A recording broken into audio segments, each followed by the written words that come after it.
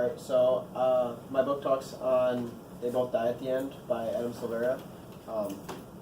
The quote I put up here, to live is the rarest thing in the world. Most people exist, that's all. And it really relates to the story and how it goes through. I found this book actually when we were doing our speed dating for all the genres, and it was under the dystopian section. So during our time, I read just the first couple pages, and it really caught my eye, and it had that what-if factor that most dystopian books will give, and I really like that. I just enjoyed it. The characters really stood out to me, and everything they were going through, and the way it was written, really. I like this book. Well, I not only liked it, but I loved it. It was astounding. It grasped my attention and kept me sitting on the edge of my seat, wanting to read more and learn what was going on and see how the characters dealt with their problems. Once again, it had that what if, and it really had me wanting to read more. And I almost had to reread a lot of the passages to learn more that was in there. There was a lot more layers to it than what I thought originally. Yeah, it was really good. I think anybody that enjoys a dystopian style book would like this. It wasn't too long, and I really don't like super long books. It was 200, 300 pages, and it was phenomenal. Yeah, if you like keeping you on the edge of your seat and wanting to know more and see what happens through it, it follows Mateo and Rufus, which are the main two characters, as they get their end day call from Deathcast, that's the biggest thing to this dystopian book is Deathcast basically calls you between midnight and 3 a.m. and says, hey, you're going to die sometime today. Live to your fullest. We have all these things for you if you want help. And just kind of follows through, and the way it's written is it goes back and forth between the characters, so it's not really chapters, but it's, oh, hey, here's this character you're going to read from, here's the timestamp, and here's what happened. And then sometimes it'll go back, it'll say, hey, it's Mateo at 5:06 a.m., and then after you're done with that, it goes Rufus at the same time. And it's really intriguing, I guess.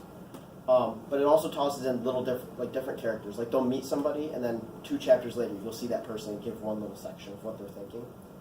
And it'll say, hey, they didn't get the call, but this is what they're thinking. It just went through a lot. It was a roller coaster, I guess, for the characters is what I could say. I really enjoyed it. So, yeah, here's a section from it. And the quote I originally had is actually one of the first ones that they have in here that they included. So this is Mateo Torres on September 5, 2017 at 12:22 a.m. Deathcast is calling with the warning of a lifetime. I'm going to die today. Forget that warning is too strong a word, since warning suggests something to be avoided, like a car honking at someone who's crossing the street when it isn't their light, giving them the chance to step back. This is more of a heads up. The alert, a distinctive and endless gong, like a church bell 1 block away, is blasting from my phone on the other side of the room. I'm freaking out already, 100 thoughts immediately drowning out everything around me. I bet this chaos is what a first-time skydiver feels as she's plummeting out of a plane, or a pianist playing his first concert. Not that I will ever know for sure. It's crazy. 1 minute ago, I was reading yesterday's blog entry from Countdowners, where Deckers, which are the people that are dying, chronicle their final hours through statuses and photos via live feeds. This particular one about a college junior trying to find a home for his golden retriever. And now I'm going to die. I'm going to... No. Yes. My chest tightens. I'm dying today. I've always been afraid of dying. I don't know why I thought this would jinx it from actually happening. Not forever, obviously. Not long enough so I could grow up. Dad has even been drilling it into my head that I should pretend I'm the main character of a story that nothing bad ever happens to, most especially death, because the hero has to be around to save the day. But the noise in my head is quieting down, and there's a Deathcast herald on the other end of the phone waiting to tell me if I'm going to die today at 18 years old. Wow, I don't want to pick up the phone. I'd rather run into Dad's bedroom and curse into a pillow because he chose the wrong time to land himself in intensive care, or punch a wall because my mom marked me for an early death when she died giving birth to me.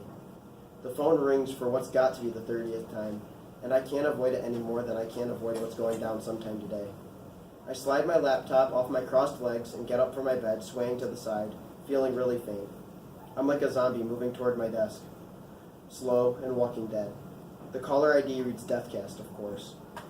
I'm shaking, but manage to press talk. I don't say anything. Nice.